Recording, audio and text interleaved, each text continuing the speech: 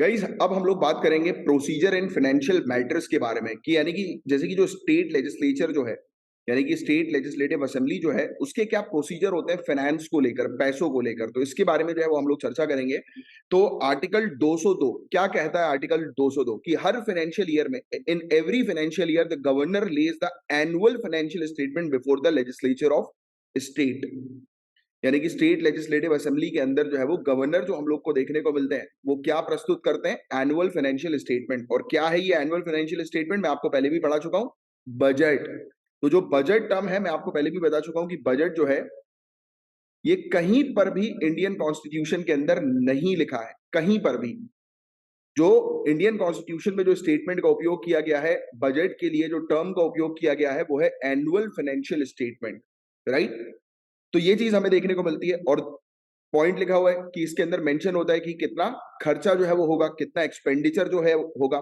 खर्चा consolidated fund of state के अंदर जो है वो कितना लग रहा है, यानी कि स्टेट का जो कंसोलिडेटेड फंड हम लोग को देखने को मिलता है उससे कितना पैसा निकाला जाएगा, राइट। कितना प्रपोजल है कि इससे कितना पैसा जो है वो निकालना है, राइट।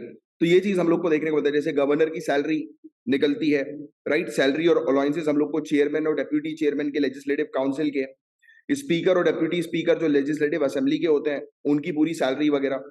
और जो भी हम लोग को कर्जा देखने को मिलता है गवर्नमेंट का, राइट। तो ये चीज है। फिर सैलरी, अलाउंसेस, पेंशन, जजेस की, हाई कोर्ट के। फिर कोई भी ऐसी पर्टिकुलर अमाउंट जिसकी स्टेट को रिक्वायरमेंट हो सकती है इन फ्यूचर, तो उस पूरी चीज के बारे में यहाँ पर मेंशन रहता है। हाई कोर्ट के जजेस की पेंशन, अलाउंसेस, सैलरी वगैरह, राइट। तो ये सब चीजें हम लोग को जो है वो देखने को मिलती हैं। तो ये पूरी चीजें किसके अंदर होती है? कंसोलिडेटेड फंड ऑफ इंडिया से ये पूरी चीजें जो है वो चार्ज की जाती है। और स्टेट का भी हम लोग को कंसोलिडेटेड फंड जो है वो देखने को मिलता है, राइट। तो उससे ये पूरी चीजें जो है वो निकाली जाती है। तो ये आर्टिकल 202 के तहत हम लोग को देखने को मिलता है। इसके बारे में मैं पहले भी आप लोग को पढ़ा चुका हूँ कि हमारे पास जो है वो तीन अकाउंट्स होते हैं। एक कंसोलिडेटेड फंड ऑफ इंडिया, एक हम लोग को कंटीजेंसी फंड ऑफ इंडिया देखने को मिलता है, और एक हम लोग को पब्लिक अकाउंट जो है वो देखने को मिलता है। तो ये तीनों चीजों में क्या डिफरेंस है ये काफी डिटेल में हम पहले ऑलरेडी कवर कर चुके हैं, राइट। अब देखो आर्टिकल 203 जो है वो क्या कहता है? प्रोसीजर के बारे में बात करता है, राइट। कि एक्सपेंडिचर जो कंसोलिडेटेड फंड ऑफ इंडिया पे लगाया जाएगा, राइट। तो ये बताया जाता है कि shall not be submitted to the vote of legislative assembly and shall be discussed by the legislative assembly। तो लेजिस्लेटिव असेंबली जो है वो उसको डिस्कस करेगी, और जो भी पैसा जो है वो कंसोलिडेटेड फंड ऑफ इंडिया से निकाला जाता है या स्टेट के कंसोलिडेटेड फंड से जो है वो निकाला जाता है, तब वो जो पैसा हम लोग को देखने को मिलता है उस पर वोटिंग होती है। बिना वोट के जो है वो पैसा नहीं निकाला जाएगा, राइट। तो ये चीज हम लोग को देखने को मिलती है।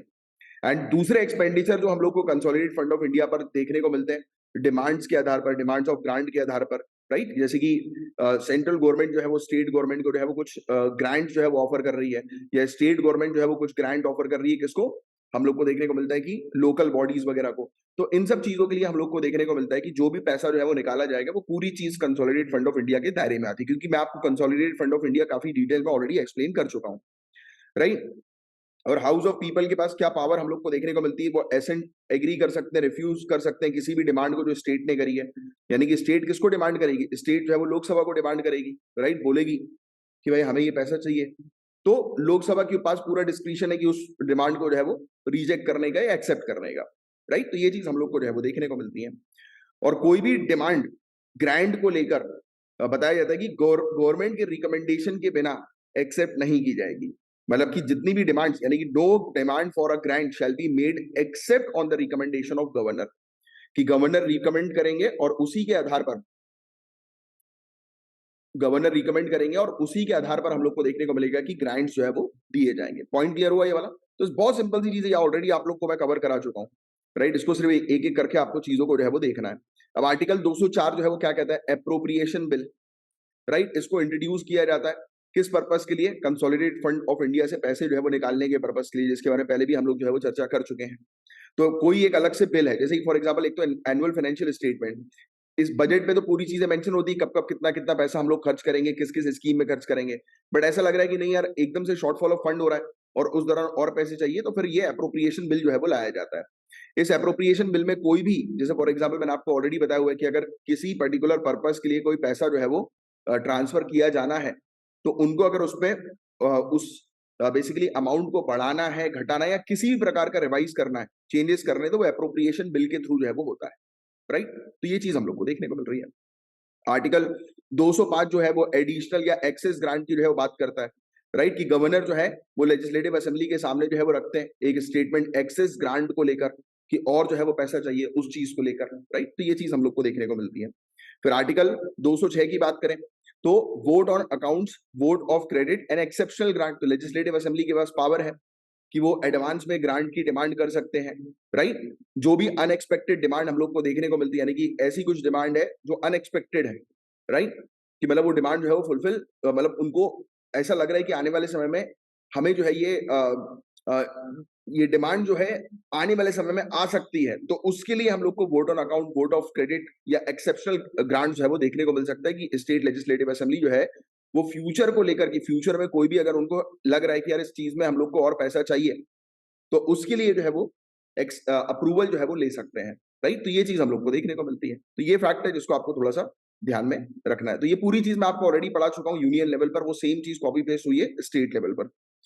अब प्रोसीजर हम लोग को लेजिस्लेचर ऑफ स्टेट की क्या देखने को मिलता है, तो आर्टिकल 208 के अंदर जो है वो रूल्स लिखे हुए हैं कि क्या प्रोसीजर जो है वो होंगे। हर एक हाउस जो लेजिस्लेचर ऑफ स्टेट का हम लोग को देखने को मिलता है, वो रूल्स बना सकता है कि नहीं, कि उस हाउस को जो है वो कैसे ऑपरेट करना है, तो वो अपने खुद के रूल्स रेगुलेशन बना सकते हैं, राइट। जैसे कि लोकसभा राज्यसभा के केस में हम लोग को देखने को मिलता है कि लोकसभा की अलग रूल बुक है, राज्यसभा की अलग रूल बुक है। तो अपने कंडक्ट के लिए, यानी कि वो कैसे जो है वो परफॉर्म करेंगे, क्या उनके प्रोसेस होगी परफॉर्म करने की, क्या उनकी प्रोसीजर होगी, उससे रिलेटेड ये खुद रूल्स बना सकते हैं, जो आर्टिकल 208 कहता है। आर्टिकल 210 जो है वो क्या कहता है, business in parliament shall be transacted in the official language और the language of the state, Hindi और इन इंग्लिश। तो बताया जा रहा है कि जो भी बेसिकली लेजिस्लेचर के अंदर जो भी हम लोग को देखने को मिलेगा कि लैंग्वेज का उपयोग किया जाएगा, कॉपी पेस्ट है पूरा, कि 210 के अंदर मेंशन्ड है कि जो भी लैंग्वेज स्टेट के लेजिस्लेचर या स्टेट लेजिस्लेटिव असेंबली के अंदर जो लैंग्वेज का इस्तेमाल करना है, इंग्लिश हिंदी किया जा सकता है, या फिर उस स्टेट की जो ऑफिशियल लैंग्वेज है उसको इस्तेमाल जो है वो किया जा सकता है, राइट। और कोई भी मेंबर, राइट, जैसे कि वो अपनी मदर टंग में भी जब एक्सप्रेस कर सकता है हाउस के अंदर, तो इसके बारे में भी पहले हम लोग चर्चा कर चुके हैं आर्टिकल 211 के अंदर। अब देखो, बताया जाता है कि जो स्टेट लेजिस्लेटिव असेंबली जो है वो किसी भी ऑनरेबल सुप्रीम कोर्ट या हाई कोर्ट के जज के बारे में टिप्पणी नहीं करेगी। तो ये बेसिकली जजेस को जो है वो इसके अंदर वो कर दिया गया है, सिर्फ आप कह सकते हो कि एक प्रकार से जजेस को जो है इंडिपेंडेंस जो है वो दी गई है इस आर्टिकल के थ्रू, कि जजेस अपना जजमेंट जो भी देंगे, तो लेजिस्लेचर जो है वो जजेस के जजमेंट पर टिप्पणी किसी प्रकार से नहीं करेगी हाउस के अंदर, राइट। और आर्टिकल 212 में यहाँ पर जो लेजिस्लेटिव असेंबली जो है उसको बेसिकली सिक्योर कर दिया गया, उसको इंडिपेंडेंस दे दिया गया है कि कोर्ट जो है वो किसी प्रकार से लेजिस्लेचर की प्रोसीडिंग पर इंक्वायरी नहीं करेगी, राइट। कोई भी लेजिस्लेचर के अंदर कोई भी मेंबर जो है वो किसी चीज के बारे में कुछ बोल रहा है, राइट, तो उस पर जो है वो सवाल नहीं उठाए जाएंगे, या फिर लेजिस्लेटिव असेंबली के जो भी प्रोसीजर्स हैं उसको ग्राउंड्स नहीं बनाया जाएगा किसी भी चीज को नल एंड वॉइड डिक्लेयर करने के लिए, यानी कि कानून को नल एंड वॉइड डिक्लेयर करने के लिए कि ये जो प्रोसीजर जो है वो सही नहीं है, राइट, असेंबली का। तो ये चीज हम लोग को देखने को मिलती है, यानी कि यहाँ पर 211 के अंदर मेंशन्ड है कि इन्होंने जुडिशरी को इंडिपेंडेंट कर दिया है लेजिस्लेचर से, और 212 के अंदर हम लोग को देखने को मिल रहा है कि जुडिशरी जो है वो किसी भी प्रकार से लेजिस्लेचर के ऊपर जो है वो सवाल नहीं उठाएगी उस ग्राउंड पर कि आपके जो प्रोसीजर्स है वो ठीक नहीं है, राइट। तो ये चीज हम लोग को देखने को मिलती है। अब गवर्नर गवर्नर की क्या लेजिस्लेटिव पावर होती है, तो आपने जैसे ऑनरेबल प्रेसिडेंट की लेजिस्लेटिव पावर के बारे में पढ़ा हुआ है, ऑर्डिनेंस याद आ रहा है, तो वैसे ही हम लोग को जो है वो गवर्नर के पास भी ये पावर जो है वो देखने को मिलती है। गवर्नर के पास पावर है कि वो ऑर्डिनेंस ला सकते हैं रिसेस के समय पर, यानी कि जिस समय हाउस सेशन पर नहीं है, तो उस समय हम लोग को देखने को मिल सकता है कि ये जो है वो ऑर्डिनेंस ला सकते हैं। और ऑर्डिनेंस के पास जो है वो बिल्कुल पूरी वैसी शक्ति होती है जैसे कानून, जैसे कि स्टेट लेजिस्लेटिव असेंबली जो कानून बनाती है, तो सेम वही पावर जो है वो ऑर्डिनेंस की भी हम लोग को देखने को मिलती है, राइट। तो जब दोनों हाउसेज जो लेजिस्लेचर ऑफ स्टेट के हम लोग को देखने को मिलते हैं सेशन में नहीं होते, तो गवर्नर जो है वो ऑर्डिनेंस ला सकते हैं, राइट, कुछ सर्कमस्टेंसेज में। एक ऑर्डिनेंस जो है वो आर्टिकल के तहत हम लोग को देखने को मिलता है, वही जो मैंने भी आपको समझाया कि जैसे कि स्टेट लेजिस्लेटिव असेंबली कानून बनाती है, सेम वही पावर जो होती है वो ऑर्डिनेंस की भी हम लोग को देखने को मिलती है। अच्छा, अब जब हाउस जो है दोबारा से शुरू हो गया, यानी कि सेशन जो है वो दोबारा से हाउस का शुरू हो गया, तो उस दौरान क्या होगा, उस दौरान इस ऑर्डिनेंस को हाउस के सामने रखा जाएगा, और 6 हफ्ते के अंदर, 6 हफ्ते का टाइम पीरियड आपको ध्यान में रखना है। 6 हफ्ते के अंदर हाउस को डिसाइड करना है कि वो ऑर्डिनेंस को कानून के तौर पर लेकर आना है कि नहीं लाना है, राइट। अगर 6 हफ्ते निकल जाते हैं तो ऑर्डिनेंस ऑटोमेटिकली जो है वो कैंसिल हो जाएगा, या फिर हाउस ने 6 हफ्ते के अंदर उसको कैंसिल कर दिया या एक्सेप्ट कर लिया, वो हाउस का डिसीजन है। और गवर्नर भी जो है वो किसी भी समय उस ऑर्डिनेंस को हटा भी सकते हैं खुद की मर्जी से, राइट? तो ये गवर्नर की हम लोग को जो है वो कानून बनाने की शक्तियां देखने को मिलती है, जो आर्टिकल 213 के अंदर जो है वो मेंशन है। अब हाई कोर्ट के बारे में हम लोग चर्चा कर लेते हैं कि हाई कोर्ट्स के बारे में, कि हाई कोर्ट क्या है। तो आर्टिकल 214 सिंपल सी एक बात कहता है कि हर एक स्टेट के अंदर हाई कोर्ट जो है वो होना चाहिए। आर्टिकल 214। आर्टिकल 215 जो है वो क्या कहता है, हाई कोर्ट जो है ये कोर्ट ऑफ रिकॉर्ड होंगे, यानी कि पूरी चीजें जो है वो एक रिकॉर्ड रूम के तौर पर जो है वो ऑपरेट करेंगे, कि हर एक चीज का रिकॉर्ड जो है वो इनके पास रहेगा। और इनके पास सभी पावर है कि वो फाइन इंपोज कर सकते हैं, किसी को जेल में जो है वो भेज सकते हैं उनकी तौहीन करने के लिए, यानी कि हाई कोर्ट की तौहीन करने के लिए कंटेम्प्ट, जिसको हम लोग बोलते हैं कंटेम्प्ट ऑफ कोर्ट, कि अगर कोई व्यक्ति हाई कोर्ट की तौहीन कर रहा है तो उस व्यक्ति को जो है वो जेल भेजा जा सकता है, या उस व्यक्ति के ऊपर फाइन भी जो है वो लगाया जा सकता है। और कंटेम्प्ट ऑफ कोर्ट जो होता है वो सिविल और क्रिमिनल दोनों नेचर का हम लोग को जो है वो देखने को मिलता है। अरे क्रिमिनल, राइट, दोनों नेचर का हम लोग को जो है वो देखने को मिलता है। आर्टिकल 216 की बात करें तो चीफ जस्टिस और जजेस जो हम लोग को हाई कोर्ट के देखने को मिलते हैं, इनको कौन अपॉइंट करते हैं, ऑनरेबल प्रेसिडेंट अपॉइंट करते हैं। तो याद रखिएगा, राइट, चीफ जस्टिस और जजेस हाई कोर्ट के, उनको भी कौन अपॉइंट करेगा, प्रेसिडेंट। यहां पर लोग गलती करते हैं अक्सर, लोगों को लगता है कि स्टेट के लेवल पर जो है वो गवर्नर है, नहीं। ये जो पोजीशन है हाई कोर्ट और बेसिकली कोर्ट के जजेस की स्टेट के अंदर, तो इनको भी अपॉइंट करेंगे ऑनरेबल प्रेसिडेंट। फिर आर्टिकल 217 जो है वो क्या कहता है कि in case of appointment of chief justice president consult, यानी कि जब chief justice of high court को अपॉइंट करना है तो प्रेसिडेंट किसके साथ कंसल्ट करेंगे, तो honourable president chief justice of India के साथ कंसल्ट करेंगे, उस स्टेट के गवर्नर के साथ कंसल्ट करेंगे। और जब भी किसी जजेस के अपॉइंटमेंट की आवश्यकता होती है चीफ जस्टिस के अलावा, तो ऑनरेबल प्रेसिडेंट जो है उस चीफ जो हाई कोर्ट के चीफ जस्टिस हैं उनके साथ कंसल्ट करके जो जजेस को अपॉइंट करते हैं। मैं फिर से एक बार रिपीट कर देता हूं, जब भी जो है वो किसी chief justice of high court, यानी कि किसी हाई कोर्ट के जो है वो चीफ जस्टिस को अपॉइंट करना है, तो ऑनरेबल प्रेसिडेंट जो है वो चीफ जस्टिस ऑफ इंडिया के साथ कंसल्ट करेंगे, और सेकेंडली गवर्नर के साथ जो है वो कंसल्ट करेंगे, राइट। तो ये चीज हम लोग को जो है वो देखने को मिलती है। और अगर किसी भी उस हाई कोर्ट के किसी भी जज को अगर अपॉइंट हाई कोर्ट के जो है वो chief justice of high court के साथ जो है वो संपर्क किया जाता है। तो ये फैक्ट आप थोड़ा सा जानकारी जो है वो होनी चाहिए। जजेस जो है वो ऑफिस में रह सकते हैं until he attain the age of 62 years. 62 years, यहाँ पर हाई कोर्ट के जजेस की बात हो रही है, तो उनका रिटायरमेंट पीरियड जो है वो 62 ईयर्स में जो है वो आता है, याद रखना, राइट। एक पर्सन जो है वो क्वालिफाई होता है जज बनने के लिए हाई कोर्ट के, तो उसको क्या चीज चाहिए, यानी कि हाई कोर्ट के जज बनने की क्या क्वालिफिकेशन है, एक तो इंडियन सिटीजन होना जरूरी है, दूसरा एटलीस्ट 10 साल के लिए जो है वो जुडिशियल ऑफिस में होना जरूरी है इंडिया की टेरिटरी के अंदर, यानी कि 10 ईयर्स के लिए वो अगर किसी जुडिशियल ऑफिस में है तो वो एलिजिबल होते हैं जज बनने के लिए। एटलीस्ट 10 सालों के लिए एडवोकेट होना चाहिए उनको हाई कोर्ट का। और if he is in the opinion of president a distinguished jurist, यानी कि ऑनरेबल प्रेसिडेंट के ओपिनियन पर ऑनरेबल प्रेसिडेंट को अगर लगता है कि हाँ यार ये व्यक्ति जो है वो लीगली सॉलिड है, ये जज बनने के लायक है, तो उस व्यक्ति को जो है वो जज बनाया जाता है। तो ये कुछ पॉइंट्स हमने जो है वो हाई कोर्ट से रिलेटेड देखे हैं। और भी कुछ पॉइंट्स है जैसे जजेस के ट्रांसफर से रिलेटेड, तो ऑनरेबल प्रेसिडेंट जब भी किसी जज को जो है वो ट्रांसफर करना है तो चीफ जस्टिस ऑफ इंडिया के साथ जो है वो कंसल्ट करते हैं, और उसके बाद जो है वो एक हाई कोर्ट से दूसरी हाई कोर्ट में जजेस को ट्रांसफर जो है वो किया जाता है, राइट। अब वैसे तो देखो ये सब चीजें मैं आपको पहले भी बता चुका हूं कि ये कॉन्स्टिट्यूशन के अंदर लिखी हुई है, बट एक्चुअल में जो कोर्ट में जो रूल चलते हैं जजेस के अपॉइंटमेंट से रिलेटेड, जजेस को हटाने से रिलेटेड, या जजेस के ट्रांसफर से रिलेटेड, तो ये वैसे तो जजेस को हटाने से रिलेटेड जो है वो पार्लियामेंट के अंदर या स्टेट लेजिस्लेटिव असेंबली के अंदर जो है वो रेजोल्यूशन जो है वो लाया जाता है जजेस को हटाने के लिए, राइट। बट जब बात आ रही है जजेस के स्पेशली अपॉइंटमेंट और ट्रांसफर से रिलेटेड, तो इनका एक कोलिजियम सिस्टम जो है वो चलता है, कोलिजियम सिस्टम, जो ऑनरेबल सुप्रीम कोर्ट के जजमेंट के थ्रू जो है वो इवॉल्व हुआ है, राइट। फिर आर्टिकल 223 जो है वो क्या कहता है, एक्टिंग चीफ जस्टिस को अपॉइंट करने की बात करते हैं। जैसे किसी हाई कोर्ट के अंदर एक चीफ जस्टिस है, राइट। अब अगर वो चीफ जस्टिस जो है वो नहीं है पोजीशन पर, बीमार पड़ गए या वो पद जो है वो खाली हो गया, तो ये ऑनरेबल प्रेसिडेंट जो है वो अपॉइंट करेंगे किसी ऐसे जज को कि जो चीफ जस्टिस का रोल जो है वो प्ले करेंगे। जनरली ये सीनियर मोस्ट जज होते हैं हाई कोर्ट के। जैसे ही अगर चीफ जस्टिस जो है वो बीमार है या उनकी पोस्ट जो है वो खाली है, तो उस दौरान हमें ये चीज देखने को मिलती है कि जो सीनियर मोस्ट जज जो होते हैं कोर्ट के, उनको जो है वो सीजे उस हाई कोर्ट का जो है वो बना दिया जाता है, राइट। फिर आर्टिकल 226 हाई कोर्ट के पावर की बात करता है, कुछ रिट्स को इशू करने से रिलेटेड, रिट्स के बारे में पहले भी हमने पढ़ा हुआ है। तो हाई कोर्ट के पास भी पावर है कि वो इशू कर सकते हैं ऑर्डर्स या फिर रिट्स किसी भी व्यक्ति को या किसी भी अथॉरिटी को या किसी भी गवर्नमेंट को जो उनकी टेरिटरी के अंदर, यानी कि जो उनके क्षेत्र अधिकार ज्यूरिसडिक्शन के अंदर है, राइट। यानी कि हाई कोर्ट का ज्यूरिसडिक्शन क्या होता है बताओ? हाई कोर्ट का क्षेत्र अधिकार कितना होता है? स्टेट तक, स्टेट की टेरिटरी तक, यानी कि स्टेट की टेरिटरी में जिस राज्य के अंदर वो हाई कोर्ट है, जिस राज्य का वो हाई कोर्ट है, उसका जो क्षेत्र अधिकार उस राज्य तक ही बस सीमित रहता है। तो ये फैक्ट आपको थोड़ा सा ध्यान में रखना है। और रिट ज्यूरिसडिक्शन जो हाई कोर्ट का हम लोग को देखने को मिलता है वो ऑनरेबल सुप्रीम कोर्ट से वाइडर है, ये फैक्ट ध्यान में रखना। मतलब अब क्वेश्चन आता है कि किस केस में या फिर एक कोई स्टेटमेंट आ गया कि कुछ पर्टिकुलर केस में, in some cases the powers of high court are wider than supreme court, कि पावर जो है वो हाई कोर्ट की वो ऑनरेबल सुप्रीम कोर्ट से ज्यादा है। तो वो किस केस में है? रिट के केस में है। हाई कोर्ट जो है वो इशू कर सकती है writs, habeas corpus, mandamus, prohibition, quo warranto और सर्शियोररी।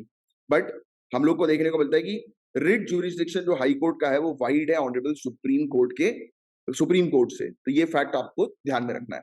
अब आपके दिमाग में एक डाउट जो है वो आना चाहिए कि सर ये तो बता दो कि जो रिट ज्यूरिसडिक्शन जो है वो हाई कोर्ट का किस केस में जो है वो वाइडर है। अगर हमसे ये पूछ लिया जाएगा तो हम क्या जवाब देंगे? तो आप ये जवाब दोगे कि हाई कोर्ट जो है वो fundamental right plus legal right, क्या बोल रहा हूं मैं? हाई कोर्ट जो है वो फंडामेंटल राइट और लीगल राइट दोनों में रिट जारी कर सकती है, दोनों केस में रिट जारी कर सकती है।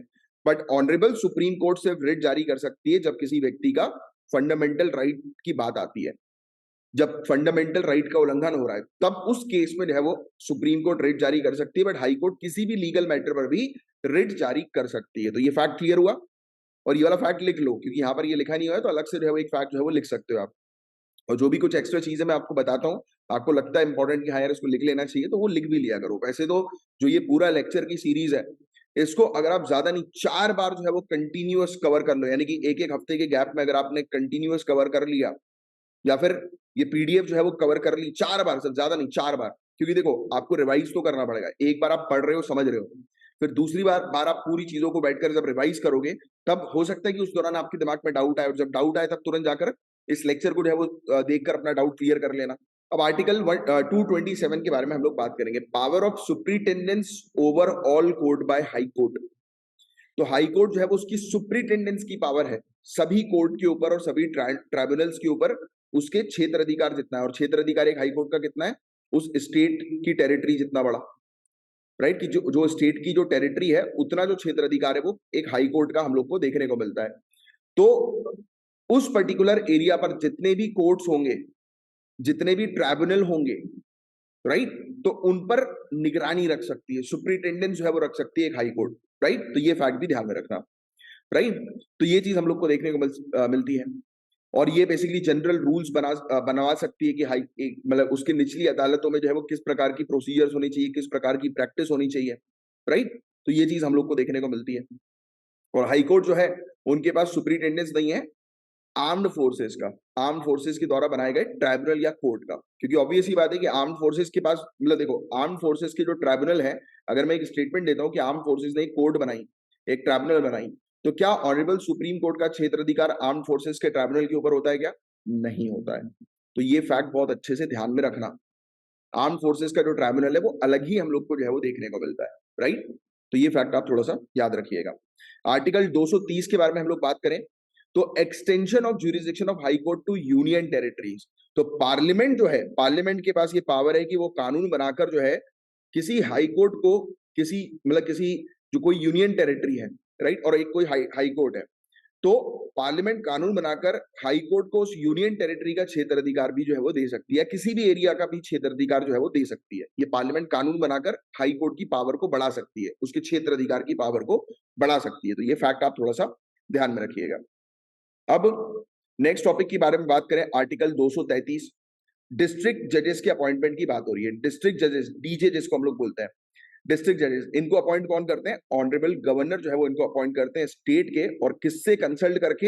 हाई कोर्ट, हाई कोर्ट के साथ कंसल्ट करके। एलिजिबिलिटी जो है वो हम लोग को इसके अंदर जो है वो क्या देखने को मिलती है कि एक अगर व्यक्ति को जैसे कि डिस्ट्रिक्ट कोर्ट का जो है वो जज बनना है। अब देखो हाई कोर्ट के जज बनने के केस में हम लोग को देखने को मिलता है कि ऑनरेबल प्रेसिडेंट अपॉइंट करते हैं, याद रखना।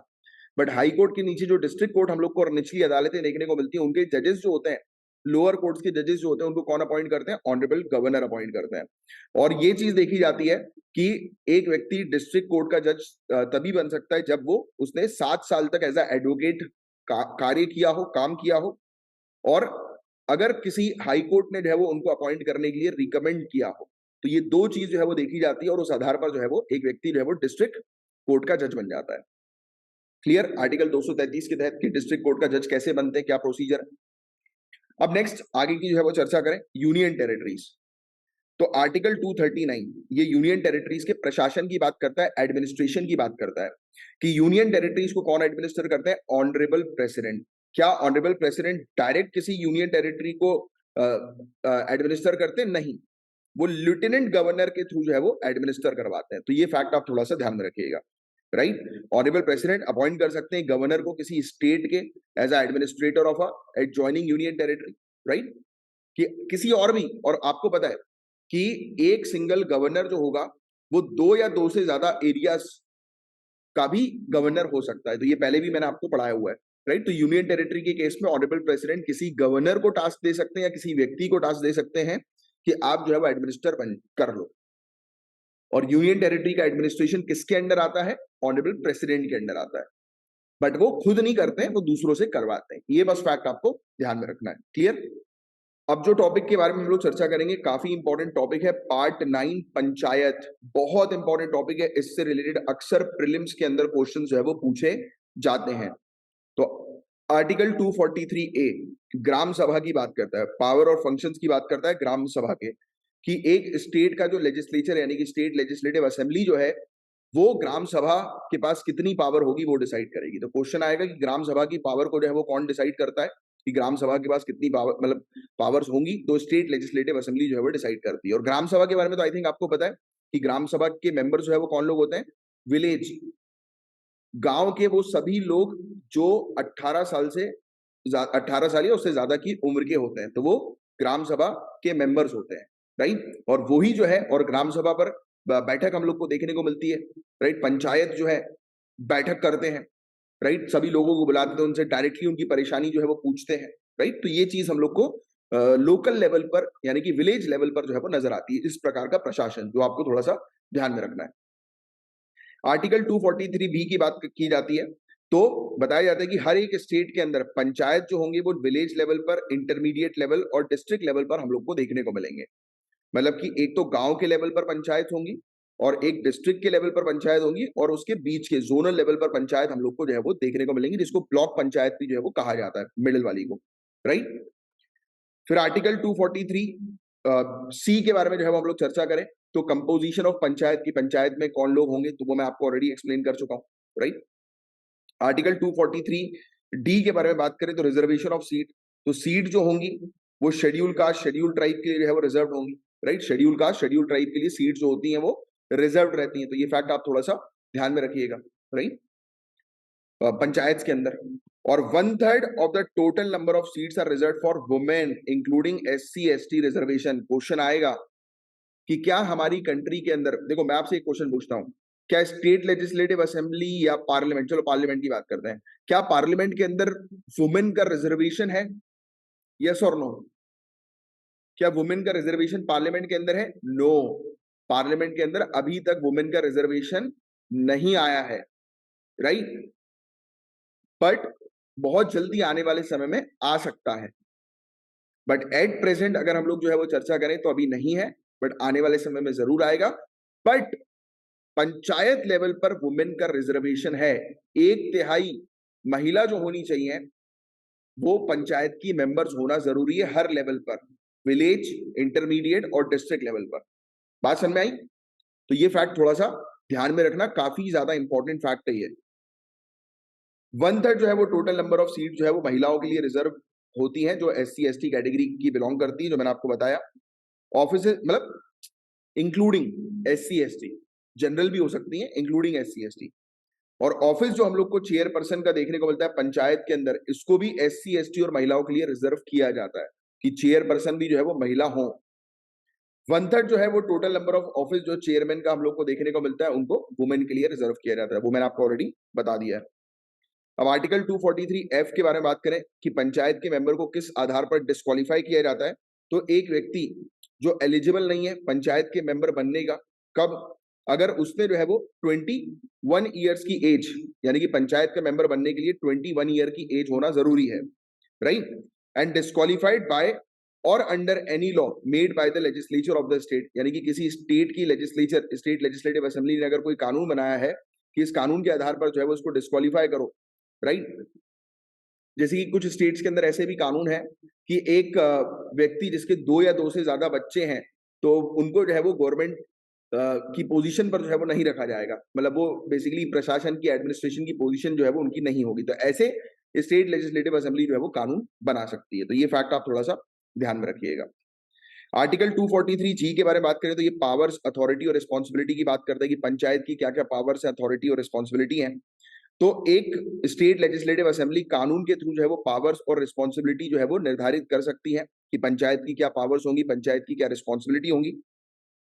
और पंचायत जो है प्रिपेयर कर सकते हैं प्लान्स इकोनॉमिक डेवलपमेंट के लिए, सोशल जस्टिस के लिए, मतलब कि पंचायत के पास पावर है कि गांव क्षेत्रों पे, लोकल लेवल पर लोगों के डेवलपमेंट के लिए, इकोनॉमिक डेवलपमेंट के लिए, लोगों की आर्थिक स्थिति को सुधारने के लिए, राइट, और सोशल जस्टिस, न्याय प्रोवाइड कराने के लिए, राइट, सामाजिक न्याय, यानी कि हो सकता गांव में हम लोग को देखने को मिलता है कि कई केस में जो है वो काफी सारे लोग जो होते हैं छोटी जाति के, उनको जो है वो आइसोलेट किया जाता है, राइट, उनके साथ भेदभाव होता है। तो ऐसी चीजें ना हो ग्राउंड लेवल पर, विलेज लेवल पर, इसलिए हमें देखने को मिलता है कि ये पावर जो है वो दे रखी है पंचायत के हाथ में कि पंचायत कानून बना सकती है, रूल्स रेगुलेशन बना सकती है, प्लान्स बना सकती है और इम्प्लीमेंट कर सकती है स्कीम को। जो भी स्कीम जो है वो स्टेट लेवल पर बनती है, राइट, इनके कहने पर। क्योंकि देखो ये वाला जो पंचायत वाला जो टॉपिक है, ये बेसिकली लोकल लेवल से अपर लेवल तक, यानी कि लोकल लेवल पर जो प्रॉब्लम्स है उसको अपर लेवल तक भेजा जाता है, फिर अपर लेवल से अप्रूवल मिलकर स्कीम्स वगैरह लाई जाती है, पैसे जो है वो भेजे जाते हैं, जिसके आधार पर लोकल लेवल पर डेवलपमेंट होता है। क्लियर? आर्टिकल 243G, ये सब पूरे आर्टिकल्स बहुत इंपॉर्टेंट है, प्रीलिम्स में आते हैं, बहुत ध्यान से सुनना। आर्टिकल 243H के बारे में हम बात करते हैं। क्वेश्चन ये आएगा कि क्या पंचायत जो है वो टैक्स लगा सकती है, टैक्स इंपोज कर सकती है? हाँ, किसी पर्टिकुलर स्टेट का जो लेजिस्लेटिव असेंबली है वो कानून बनाकर ऑथराइज कर सकती है एक पंचायत को कि पंचायत जो है वो टैक्स लागू कर सकते हैं, कलेक्ट कर सकते हैं, राइट?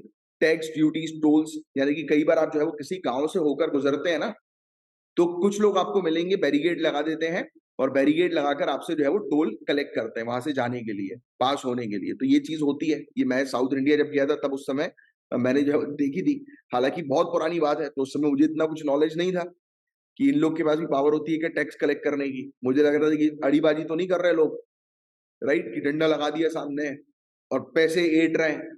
फिर बाद में समझ आया नहीं यार, इनके पास जो है वो कॉन्स्टिट्यूशनली पावर है, राइट। तो देखो क्या होता है, ये सब एक्सपीरियंसेस हैं और ये आपको कॉन्स्टिट्यूशन के थ्रू जो है वो चीजें समझ में आती हैं और प्रैक्टिकली जब वो आप चीज देखते हो तो वो आपको और तरीके से जो है वो क्लियर हो जाती है। क्योंकि देखो अल्टीमेटली जब आप ऑफिसर बनेंगे तो आप प्रैक्टिकल लेवल पर चीजों को जो है वो कंडक्ट करेंगे, right. So it is very important for you कि जो भी चीज पढ़ते जाओ दिमाग में एक इमेजिनेशन क्रिएट करते जाओ कि प्रैक्टिकलिटी में किस तरीके की चीजें होती है, राइट। तो ये चीज है। और एक स्टेट जो है वो कानून के तहत पंचायत को असाइन कर सकती है टैक्सेस, ड्यूटीज, टोल्स, फीस जो भी वो लगा रही है और स्टेट गवर्नमेंट वो कलेक्ट करेगी, राइट। तो ये वाली चीज भी हम लोग को इस प्रकार की भी देखने को मिलती है। मतलब वो basically even grant in aid, consolidated fund of state से पैसा निकाल कर जो है वो पंचायत को दिया जाता है। तो ये चीज भी हम लोग को देखने को मिलती है। ग्रांट्स प्रोवाइड किए जाते हैं स्पेशल सर्कमस्टेंसेज में भी, राइट, और नॉर्मल सर्कमस्टेंसेज में भी उस विलेज की ग्रोथ और डेवलपमेंट के लिए, राइट। और provides for constitution of funds for creation for crediting all monies received respectively by और on behalf of the panchayat. एक अलग कोष, एक फंड जो है वो रिजर्व बना दिया जाता है कि जो भी ये टैक्सेस के तौर पर पैसा कलेक्ट हो रहा है वो इस फंड में जो है वो रखा जाएगा। तो ये स्टेट कानून के थ्रू ये सब चीजें जो है वो कर सकती है। आगे की चर्चा करें। Article 243I, constitution of finance commission to review the financial position. Governor जो है स्टेट के जैसे ही 5 साल जो है वो कंप्लीट होते हैं, expiry of every 5th year, constitute a finance commission to review the financial position of panchayat.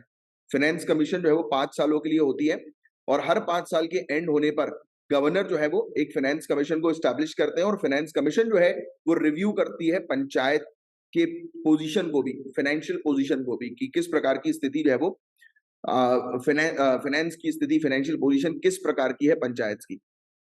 फिर आर्टिकल 243 जे के बारे में बात करें तो ऑडिटिंग, पंचायत के भी अकाउंट्स की ऑडिटिंग जो है वो होती है, तो ये फैक्ट भी ध्यान में रखिएगा। आर्टिकल 243 के बारे में बात करें, पंचायत के इलेक्शंस की बात की जा रही है कि इलेक्शन जो पंचायत का है उसको स्टेट इलेक्शन कमीशन कंडक्ट करेगी। अच्छा मुझे बताओ कि स्टेट लेजिस्लेटिव असेंबली जो है उसकी इलेक्शन कौन कंडक्ट करती है? Election commission, state election commission नहीं, इलेक्शन कमीशन ऑफ इंडिया। जो स्टेट के अंदर जो जनरल इलेक्शन होते हैं ना राज्यों के अंदर, उसको भी कंडक्ट करने की responsibility election commission of India के पास होती है।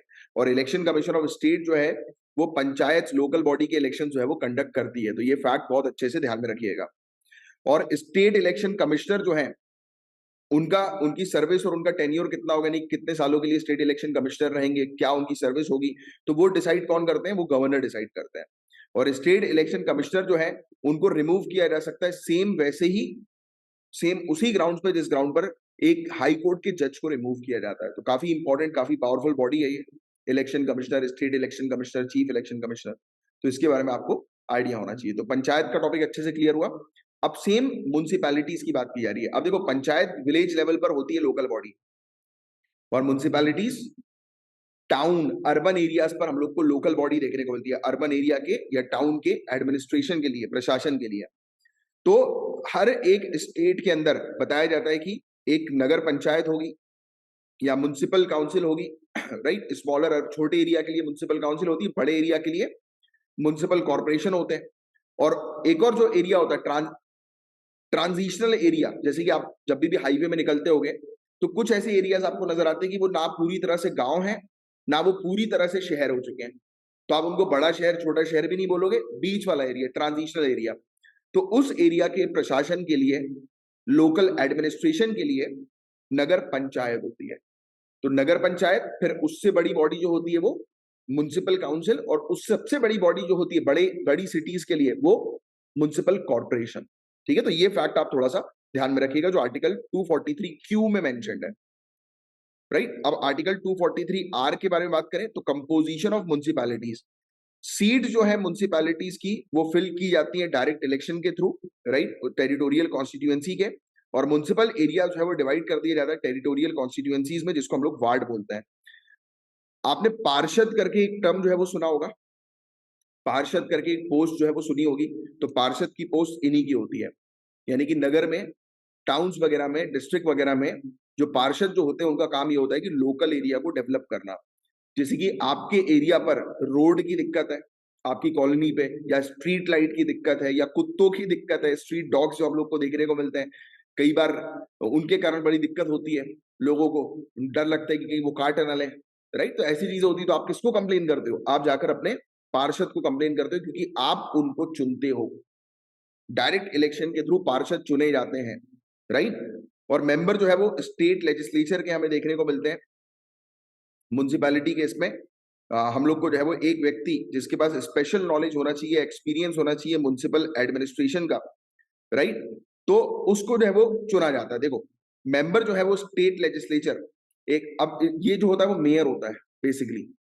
मेयर जो होते हैं उनके पास हालांकि वोट देने की पावर जो है वो नहीं होती, वो बेसिकली अपना एडवाइस जो है वो दे सकते हैं। एक मेयर होते हैं, हेड पर जो है वो मेयर होता है, और उनके नीचे जो है वो पूरे वार्ड के मेंबर्स, यानी कि मेंबर्स नहीं बोलोगे आप ये बोलोगे वार्ड काउंसिलर इनको कहा जाता है, राइट। और वार्ड कमिश्नर भी कई कई जगह पर इनको जो है वो कहा जाता है। और पार्षद तो एक कॉमन टर्म है जिसका उपयोग जो है वो किया जाता है।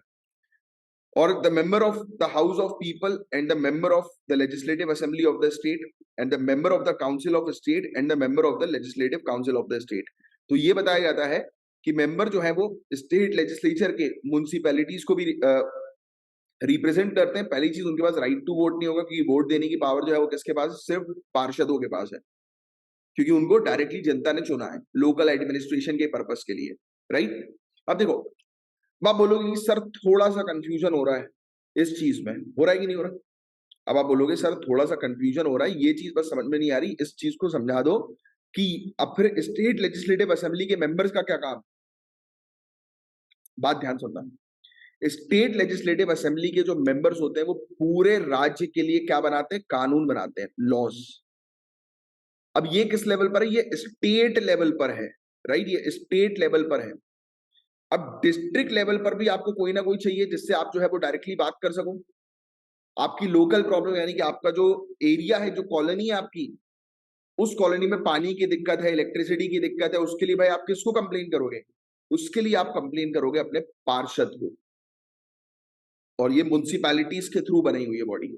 एक तो लेजिस्लेचर हो गया स्टेट लेवल पर, डिस्ट्रिक्ट लेवल पर म्युनिसिपैलिटी हो गई। अभी अपन ने डिस्कस किया ना, ये म्युनिसिपल कॉर्पोरेशन, म्युनिसिपल काउंसिल और नगर पंचायत, तो ये बेसिकली सेकंड लेवल पर आती है।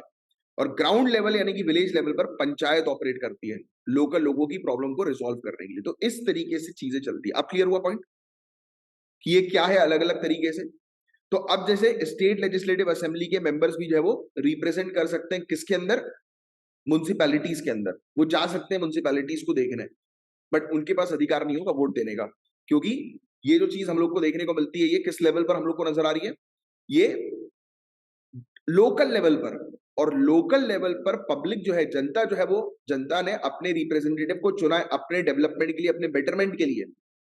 तो इसलिए इनके पास जो है वो वोट देने की अधिकार नहीं होते स्टेट लेजिस्लेटिव असेंबली के मेंबर्स के पास। वो जाकर बैठ सकते हैं, मॉनिटर कर सकते हैं, सब कुछ कर सकते हैं, बट वो जाकर वोट नहीं दे सकते। वोटिंग पावर सिर्फ और सिर्फ पार्षदों के हाथ में हम लोग को नजर आती है।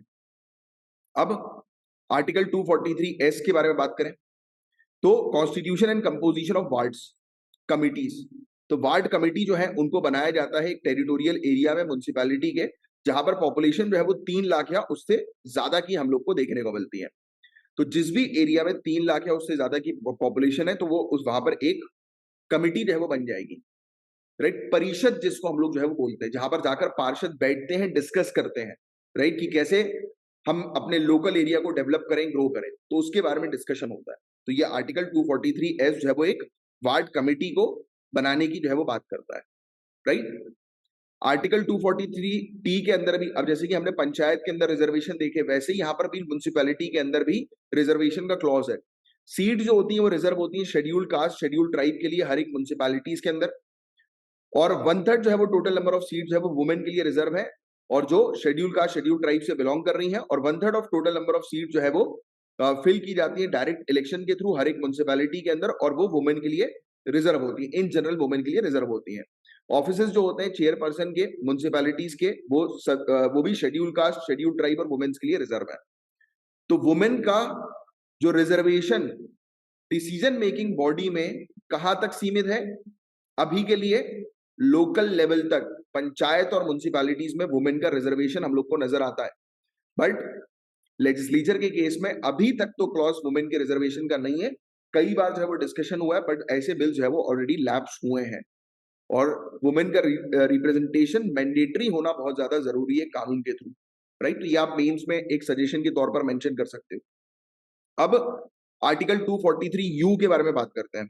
ड्यूरेशन ऑफ म्युनिसिपैलिटीज, कितने सालों के लिए म्युनिसिपैलिटी रहती है, तो वही सेम 5 सालों के लिए।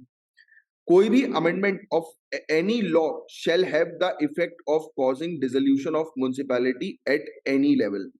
तो बताया जाता है कि कानून, देखो, कानून को अमेंड अगर किया जा रहा है, तो कानून को अमेंड करने से म्युनिसिपैलिटीज के डिसोल्यूशन का कोई लेना देना नहीं है।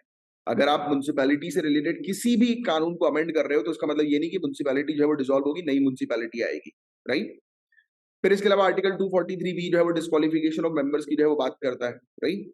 आर्टिकल 243 डब्ल्यू की बात करें तो पावर्स, अथॉरिटीज और रिस्पॉन्सिबिलिटी की बात करता है कि म्युनिसिपैलिटीज की जो मेंबर्स होंगी, क्या पावर्स होंगी, अथॉरिटीज होंगी, रिस्पॉन्सिबिलिटी होंगी।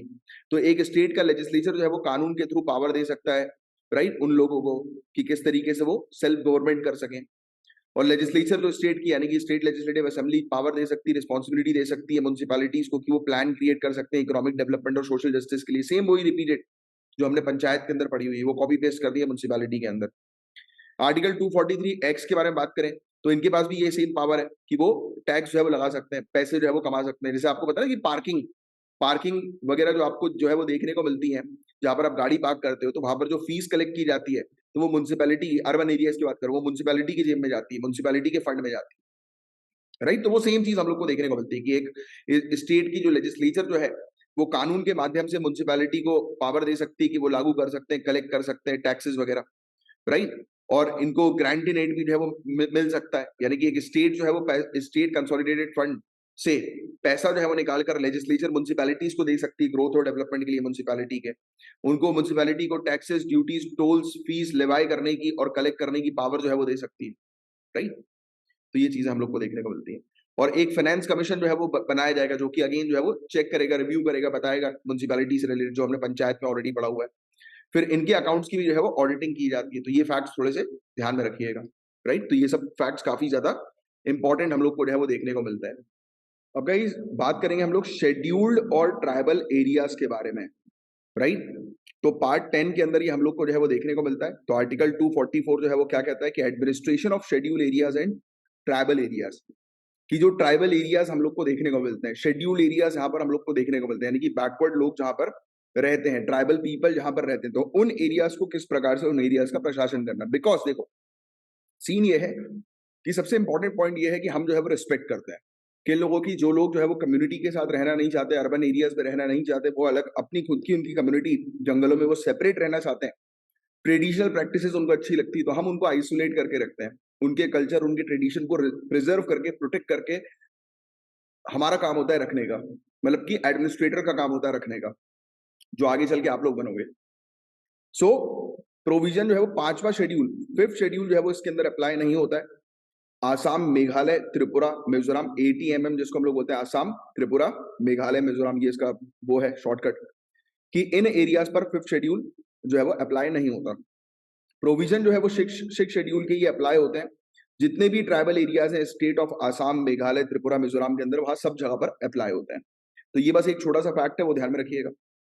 फिर यूनियन और स्टेट्स के बीच में किस प्रकार के लेजिस्लेटिव रिलेशंस है, तो ये फैक्ट बहुत ज्यादा इंपॉर्टेंट है कि यूनियन और स्टेट यानी कि सेंटर और स्टेट्स के रिलेशन के बारे में हम बात करेंगे, और कौन से रिलेशन, कानून बनाने के रिलेशन। सो आर्टिकल 245 जो है वो क्या कहता है, कानून जो भी बनाए जा रहे पार्लियामेंट के द्वारा, राइट, और स्टेट की लेजिस्लेचर के द्वारा, तो पार्लियामेंट जो है वो कानून बना सकती है इंडिया की पूरी टेरिटरी के लिए और किसी पर्टिकुलर पार्ट के लिए भी। तो पार्लियामेंट के पास जो है वो एक्सक्लूसिव पावर है कि वो इंडिया में कहीं पर भी, किसी भी जगह के लिए स्पेसिफिकली, या पूरे इंडिया के लिए भी जो है वो कानून बना सकती है। क्लियर, पहला पॉइंट। एक स्टेट जो है उसकी लेजिस्लेचर यानी कि स्टेट लेजिस्लेटिव असेंबली, ये कानून बना सकती है पूरी की पूरी स्टेट के लिए या स्टेट के किसी पार्ट के लिए। मतलब पार्लियामेंट का क्षेत्राधिकार पूरे इंडिया तक है, और स्टेट का जो क्षेत्राधिकार है उस रिस्पेक्टिव उस स्टेट की टेरिटरी तक है, राइट। और देखिए जो पार्लियामेंट जो है वो कोई भी कानून अगर बनाती है तो उस कानून को उस ग्राउंड के आधार पर जो है वो नल एंड वॉइड डिक्लेयर नहीं किया जाएगा कि वो एक्स्ट्रा टेरिटोरियल ऑपरेशन कर रही है, मतलब अपने क्षेत्र अधिकार के बाहर जा रही है। क्लियरली इसके अंदर कॉन्स्टिट्यूशन के अंदर आर्टिकल 245 में मेंशन्ड है कि पूरे इंडिया के अंदर अगर कानून बनाए जाते हैं पार्लियामेंट के द्वारा तो वो उसका क्षेत्र अधिकार ही माना जाएगा, राइट। तो इसका मतलब यह है कि सेंटर स्टेट रिलेशनशिप में हमेशा सेंटर की जो पावर्स है, यूनियन की पावर जो है वो हमेशा हम लोग को हाई नजर आ रही है, राइट। अपार्ट फ्रॉम दैट आगे की चर्चा करें आर्टिकल 246, तो सब्जेक्ट मैटर जो लॉज का हम लोग को देखने को मिलता है, made by parliament and by legislature of state, यानी कि किन किन सब्जेक्ट्स पर जो है वो यूनियन गवर्नमेंट और स्टेट गवर्नमेंट कानून बना सकती है। तो पार्लियामेंट के पास एक्सक्लूसिव पावर है कि वो कानून बना सकती है यूनियन लिस्ट के अंदर। देखो 7 शेड्यूल के अंदर 3 लिस्ट होती हैं, एक सेंट्रल लिस्ट जिसको हम लोग यूनियन लिस्ट बोलते हैं, एक स्टेट लिस्ट होती है और एक कॉन्करेंट लिस्ट होती है, राइट। ये 3 लिस्ट हम लोग को जो है वो देखने को मिलती है। तो क्लियरली आर्टिकल 246 के अंदर मेंशन्ड है कि यूनियन लिस्ट में जो भी चीज मेंशन्ड है उस चीज पर कानून बनाने की शक्ति जो है वो किसके पास है, यूनियन के पास, सेंटर के पास। और स्टेट लिस्ट के अंदर जो भी सब्जेक्ट जो है वो मेंशन्ड है उन सब्जेक्ट्स पर कानून बनाने की शक्ति किसके पास है, स्टेट के पास है। और पार्लियामेंट और लेजिस्लेचर जो है वो किसी भी पर्टिकुलर स्टेट के अंदर उनके पास पावर है कॉन्करेंट लिस्ट, यानी एक कॉमन लिस्ट है, ये कॉमन सब्जेक्ट्स लिखे हुए हैं, एक कॉमन लिस्ट जिसमें कॉमन सब्जेक्ट्स है, जिस पर सेंटर और यूनियन दोनों सेंटर और स्टेट दोनों मिलकर जो है वो कानून बना सकते हैं। फिर आर्टिकल 247 आता है ये पावर्स दी गई है पार्लियामेंट की, राइट, कि पार्लियामेंट जो है वो एक कानून के थ्रू जो है वो कोर्ट स्टैब्लिश कर सकती है, एडिशनल कोर्ट्स यानी कि और भी ज्यादा कोर्ट्स की संख्या जो है वो बढ़ा सकती है। पार्लियामेंट कानून के थ्रू हम लोग को देखने को मिल सकता है कि कोई भी एडिशनल कोर्ट जो है वो स्टैब्लिश कर सकती है। तो आर्टिकल 247 में पार्लियामेंट के पास ये पावर है कोर्ट्स बनाने की। आर्टिकल 248 की बात करें तो रेसिड्यूरी पावर, एक और पावर हम लोग को जो है वो देखने को मिलती है, जैसे कि कुछ ऐसी चीजें हैं जो ना यूनियन लिस्ट में है, ना स्टेट लिस्ट में है, ना कॉन्करेंट लिस्ट में है, तो उस पर कौन कानून बनाएगी? पार्लियामेंट। तो जिसको हम लोग रेसिड्यूरी लिस्ट जो है वो कहते हैं, या रेसिड्यूरी सब्जेक्ट हम लोग को देखने को मिलता है कि residuary power of the legislation, कि पार्लियामेंट के पास एक्सक्लूसिव पावर है कि वो कोई भी, यानी कि कॉन्करेंट लिस्ट में, स्टेट लिस्ट में, यूनियन लिस्ट में कोई भी चीज अगर मेंशन नहीं है, कोई भी सब्जेक्ट अगर मेंशन नहीं है, तो उस पर भी जो है वो कानून बनाने की शक्ति जो होती है वो पार्लियामेंट के पास ही होती है। तो यहाँ पर भी हम लोग देख रहे हैं कि पार्लियामेंट के पास जो है वो ज्यादा पावर है as compare to state legislature. फिर आगे की बात करें आर्टिकल 249, ये पावर बताती है पार्लियामेंट की कि पार्लियामेंट जो है वो स्टेट लिस्ट, यानी कि अब देखो, अब जैसे कि हमने अभी थोड़ी देर पहले जो है वो आर्टिकल 246 पे जो है वो डिस्कस किया कि स्टेट के पास एक अलग अपने सब्जेक्ट्स हैं जिस पर स्टेट जो है वो सिर्फ कानून बनाएगी। बट यहाँ पर आर्टिकल 249 ये कहता है कि पार्लियामेंट जो है वो स्टेट लिस्ट के सब्जेक्ट्स पर भी कानून बना सकती है अगर पार्लियामेंट को लगता है कि वो नेशनल इंटरेस्ट के दायरे में है। मतलब कि स्टेट लिस्ट में मौजूद जो सब्जेक्ट्स हैं उस पर भी यूनियन गवर्नमेंट जो है वो कानून बना सकती है नेशनल इंटरेस्ट का हवाला देते हुए, राइट। तो बताया जा रहा है कि इफ इट इज नेसेसरी और expedient in the national interest, यानी कि नेशन के इंटरेस्ट के लिए वो बहुत ज्यादा इंपॉर्टेंट है अगर, तो उस केस में जो है वो पार्लियामेंट स्टेट में मौजूद जो लिस्ट होती है उस पर भी कानून बना सकती है। और काउंसिल ऑफ स्टेट, यानी कि किसकी बात हो रही है? राज्यसभा, राइट। राज्यसभा जो है उसको डिक्लेयर करना पड़ेगा एक रेजोल्यूशन के थ्रू कि हाँ भाई, not less than 2/3 of the members present and voting to enact the law in state list. एक प्रोसीजर ये है कि राज्यसभा बोलेगी 2/3, बताया जाता है कि नॉट लेस देन 2/3, यानी कि स्पेशल मेजोरिटी के थ्रू राज्यसभा बोलेगी अगर पार्लियामेंट को कि आप जो है वो हमारे जो सब्जेक्ट्स हैं, हमारी स्टेट लिस्ट के जो सब्जेक्ट है उस पर आप कानून बनाए, तो लोकसभा फिर उस पर कानून जो है वो बनाएगी। तो ये फैक्ट आप ध्यान में रखिएगा। और ऐसा रेजोल्यूशन जो है वो कब तक जो है वो लागू होगा? नॉट एक्सीडिंग 1 ईयर, 1 साल से ज्यादा ऐसा रेजोल्यूशन जो है वो लागू नहीं होगा। तो ये फैक्ट भी आप ध्यान में रखिएगा। आर्टिकल 250 के बारे में बात करें तो पावर है पार्लियामेंट की कि वो स्टेट लिस्ट पर भी जो है वो कानून बना सकती है जब अगर इमरजेंसी चल रही है। देखो, एक तो आर्टिकल 249 जो है वो नेशनल इंटरेस्ट की बात करता है कि अगर पार्लियामेंट को लग रहा है कि कोई ऐसी चीज है जो नेशनल इंटरेस्ट के लिए इंपॉर्टेंट है, यानी कि हमारे नेशन के इंटरेस्ट के लिए है कि इस पर हम कानून बनाएं, ऑल इंडिया लेवल पर इस पर कानून आना चाहिए, तो जब ऐसा कुछ होता है तब आर्टिकल 249 आता है। और जब भी जब इमरजेंसी लगी होती है किसी स्टेट के अंदर, तो स्टेट के अंदर इमरजेंसी तो पूरी पावर सेंटर के हाथ में होती है, तो सेंटर स्टेट लिस्ट में मौजूद सब्जेक्ट्स पर भी कानून बना सकती है, राइट। तो ये फैक्ट आप थोड़ा सा ध्यान में रखिएगा। और ये ऐसे जो कानून जो होते हैं वो, जैसे कि हम लोग को देखने को मिलता है कि जिस समय इमरजेंसी खत्म हुई और खत्म होने के 6 महीने के अंदर उस कानून को हटा दिया जाएगा, केंद्र के द्वारा बनाए गए कानून को, जो इमरजेंसी के समय पर कानून लागू होते हैं। फिर आर्टिकल 253 के बारे में बात करें तो बताया जाता है कि इंटरनेशनल एग्रीमेंट। अब देखो, अब हमारी basically for example all India level पर पार्लियामेंट का अगर किसी भी, मतलब जैसे या इंडिया का किसी फॉरेन कंट्री के साथ जो है वो कुछ एग्रीमेंट्स होते हैं, ट्रीटीज वगैरह साइन होती हैं इंटरनेशनल लेवल पर, तो उस केस में इंटरनेशनल लेवल है तो ऑल इंडिया को देखा जाता है। तो उस केस में अगर कोई ऐसा कानून है जो स्टेट लिस्ट में मौजूद है, तो इंटरनेशनल एग्रीमेंट्स को ध्यान में रखते हुए स्टेट लिस्ट पर मौजूद जो सब्जेक्ट्स हैं उस पर भी चेंज करने की, कानून बनाने की शक्ति जो होती है वो पार्लियामेंट के पास चली जाती है। तो 3 केसेस अभी तक हमने देख लिए, एक नेशनल इंटरेस्ट, दूसरा इमरजेंसी, और तीसरा इंटरनेशनल एग्रीमेंट्स या ट्रीटी, राइट। तो ये फैक्ट आप थोड़ा सा ध्यान में रखिएगा। फिर आर्टिकल 254 जो है वो किसके बारे में कहता है? Inconsistency between laws made by the parliament and laws made by the legislature of the state. तो जो भी कानून जो है वो स्टेट बनाती है, राइट, और जो कानून जो है वो पार्लियामेंट बनाती है, तो क्लियरली लिखा हुआ है पार्लियामेंट के बनाए गए कानून को मान्यता जो है वो दी जाएगी, स्टेट के बनाए गए कानून को मान्यता नहीं दी जाएगी।